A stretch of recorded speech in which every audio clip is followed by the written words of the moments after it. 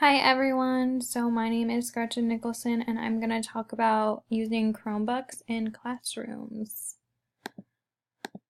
So one of the big quotes that I found was today more than half the nation's primary and secondary school students, which is more than 30 million children, use Google education applications like Gmail and Google Docs. So looking at this from a teaching standpoint, how useful Chromebooks would be to all students and how they can use them not only at school but at home and how they're already using these applications. So the first thing to go over is Chromebooks and why we should even use them. Chromebooks are less expensive, they have easy setup directions, setting controls, and offer tactile keyboards for fast typing. So looking at regular desktops and Chromebooks, they kind of outweigh and they're a little bit more positive. And Chromebooks provide students with so much more access to information from the internet and are also easy for students to use and manipulate. Looking at the desktop computers, you can't really manipulate them too well. They're really, really big, so they can't move around. If you wanted students to work on the carpet, work at their desk, you can't really move a desktop computer, but with a Chromebook, you can move it. You wanted them to work even outside, you could definitely take it with you outside. Some important factors when implementing is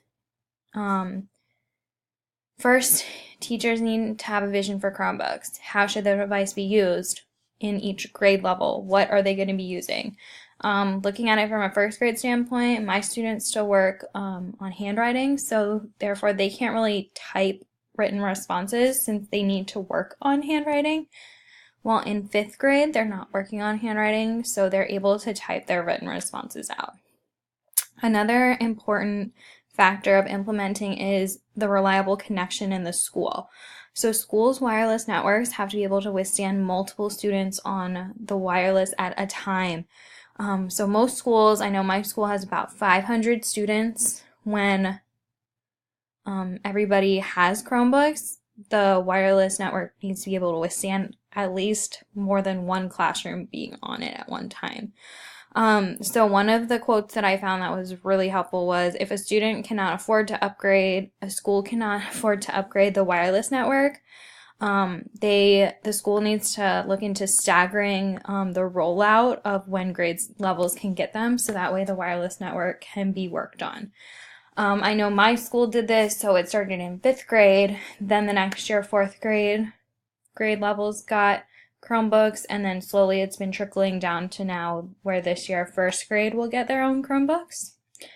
Another part of implementation is teachers really need to be strategic when assigning work on Chromebooks. They need to make sure that students can practice skills that are already taught. That way they can get more individualized instruction. Some of the advantages of using Chromebooks in the classroom is having Chromebooks allows for students to engage in dynamic learning. Students are no longer limited to solely listening to a lecture or reading a book. They can learn in multiple ways, which really helps the different types of learners. So kinesthetic learners, they can use the clicker tool to drag objects. Auditory learners can listen to audio, and visual learners can watch pre-recorded lectures. That's again only scratching the surface of how it will impact these different learners. But those are really, really big for different students. And another advantage is students can collaborate and work on projects in Google Docs or any other type of thing in Google. So working in groups with multiple different students and students having to make decisions for themselves when working on projects will all prepare them for later in life when they have a job or they're in college and they have to work on these big group projects. It'll kind of help them with what they need to do. Some of the limitations of using Chromebooks are that students have accessibility to the entire web. So I think that goes back to when implementing, teachers need to be really strategic of how and when students are learning to use Chromebooks. And then teachers and students cannot install third-party software, so the software needs to be through Google. And then access to a wireless connection. that will be able to support the load. Again, we talked about this before, but again, that's one of the limitations if a school isn't really prepared to take on Chromebooks. So some of the cost factors that I found in my research was that looking at a composite alternative, it's extremely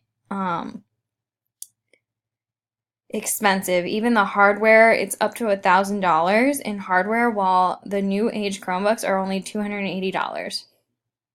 While Chromebooks are being sold for around $149 for individual sets. Schools can also purchase 25 devices for a fraction of the price as desktop computers.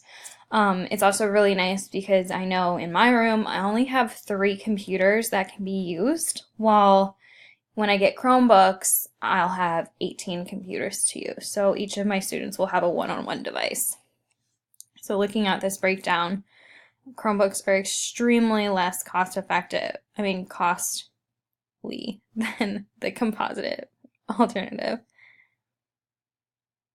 Then lastly, looking at the professional development that needs to be available for teachers, I think that this is a really important part of it because using Chromebooks does need to have some sort of workshop. Well, in my research, I found that 63% of people reported having instructional use workshops, and then 53% of people reported that they had a class for technical use. So I think that that's really important to have the 2 different things available for teachers. It's also really important that school systems provide many other classes that can help teachers learn about the tools. Even saving something on Google is completely different than saving to a hard drive. So I think that that also needs to be put into implementing and how teachers will be supported.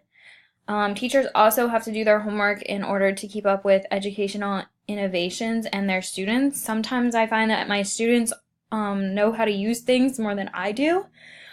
So even using Chromebooks for first graders, a lot of them already knew how to use it. So I think that teachers need to be up to date on how to use things like that, Chromebooks especially. And then these are my references. Thanks for watching.